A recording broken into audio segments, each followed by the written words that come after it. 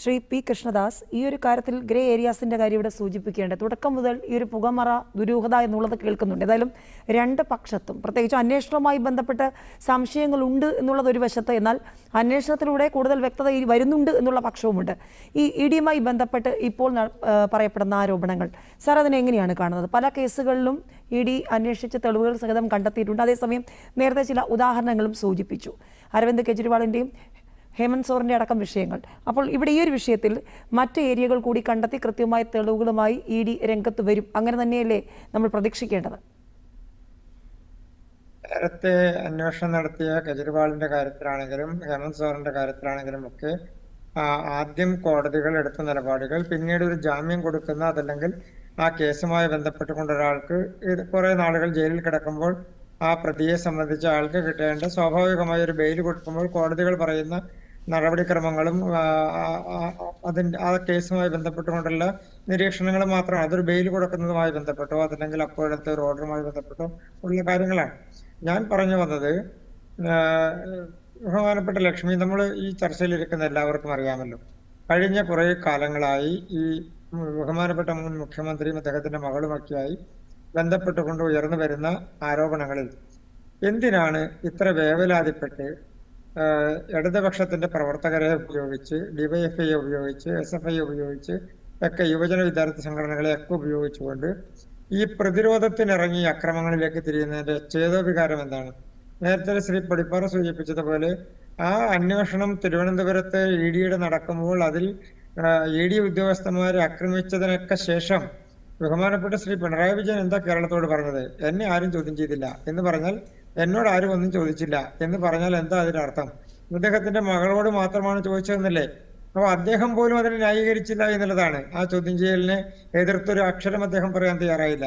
അപ്പൊ സ്വാഭാവികമായും അന്വേഷണം നടക്കട്ടെ എന്നുള്ളത് തന്നെയാണ് ഏറ്റവും കരണീയമായിട്ടുള്ള ഒരു പ്രധാനപ്പെട്ട വിഷയം. മറ്റൊന്ന്,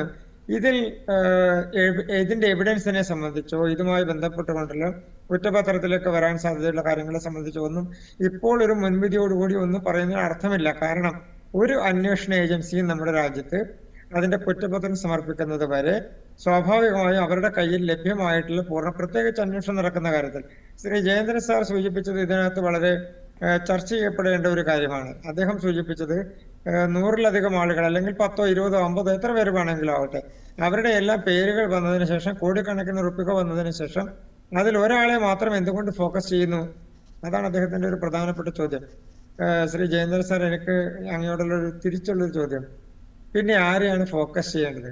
10 വർഷക്കാലം കേരളം ഭരിച്ച ഒരു ഗവൺമെന്റിനെ നയിച്ച മുഖ്യമന്ത്രിയുടെ മകൾ യാതൊരു സേവനവും ലഭിക്കാതെ കൊടുക്കാതെ പണം സ്വീകരിച്ചു എന്ന് പറയുന്നത് അഴിമതിയുടെ ഭാഗമല്ലെങ്കിൽ, അതല്ല മറ്റേതെങ്കിലും പ്രവർത്തനത്തിന്റെ ഭാഗമായി പ്രതിഫലമായി കിട്ടിയതല്ലെങ്കിൽ എന്തിനാണ് ഇത്ര വേവലാതിപ്പെടുന്നത്? എല്ലാ ഡിവൈഎഫ്ഐ സുഹൃത്തുക്കൾക്കും SFI സുഹൃത്തുക്കൾക്കും അവരുടെ വീട്ടിലിരുന്നാൽ പോരെ, ക്യാമ്പസിൽ പോയാൽ പോരെ, എന്തിനാണ് അവർ പ്രക്ഷോഭത്തിനും വേണ്ടി രംഗത്തിറങ്ങുന്നത്? അപ്പൊ അതിൽ എന്തോ ഉണ്ട് എന്നുള്ളത് സ്പഷ്ടമായി അവർക്കും അറിയാം, ഇതിൽ എന്തോ മറക്കാനുണ്ട് എന്നുള്ളത്. മറ്റൊരു പ്രധാനപ്പെട്ട കാര്യം, ഇതിന്റെ നാൾവഴികളിൽ ഇതിന് പ്രധാനപ്പെട്ട ഒരു കേന്ദ്ര സർ സൂചിപ്പിച്ചത് ശ്രീ കുഴൽനാടനുമായി ബന്ധപ്പെട്ടുകൊണ്ടുള്ള കാര്യം.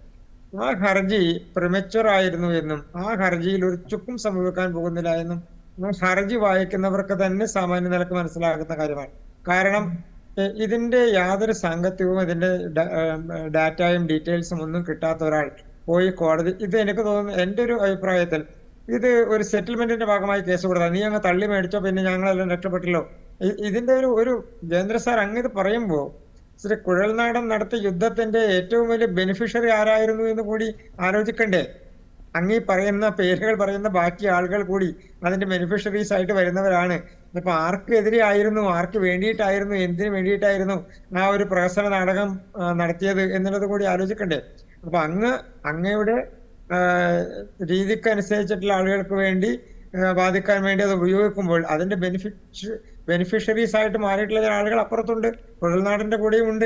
അപ്പൊ സ്വാഭാവികമായും അതെല്ലാം ഒരു അന്വേഷണത്തിന്റെ ഭാഗമായി സാർ, എനിക്ക് എന്റെ അറിവനുസരിച്ചിട്ട് ഈ തരത്തിലുള്ള ഒരു അന്വേഷണം നടക്കുമ്പോൾ അതിന്റെ ഏറ്റവും സുപ്രധാനമായി അതിന്റെ സേവനം നടത്താതെ പ്രതിഫലം വാങ്ങി എന്ന് പറയുന്ന ഒരു ആരോപണവുമായി ബന്ധപ്പെട്ടുകൊണ്ട് നടക്കുന്ന കാര്യങ്ങൾ അതിന്റെ അന്വേഷണം ഉണ്ടാകും. അന്വേഷണം ഇല്ല എന്ന് ആരാ പറഞ്ഞത്? മറ്റുള്ളവരിലും അന്വേഷണം നടക്കുന്നുണ്ട്, മറ്റുള്ളവരെയും വിളിച്ച് ചോദ്യം ചെയ്യുന്നുണ്ട്, മൊഴികൾ എടുക്കുന്നുണ്ട്, സ്വാഭാവികമായി അതിന്റെ നടപടിക്രമങ്ങൾ നടക്കുന്നുണ്ട്. അപ്പൊ അങ്ങനെയുള്ള ഒരു സാഹചര്യത്തിൽ ഇതിന്റെ ഒരു കുറ്റപത്രമോ ഇതിന്റെ ഒരു നടപടിക്രമമോ പൂർത്തിയാകുമ്പോൾ മാത്രമാണ് ശ്രീമതി ലക്ഷ്മി നമ്മളെ സംബന്ധിച്ച് ഒരു കൺക്ലൂഷനിലേക്ക് എത്താൻ കഴിയുക.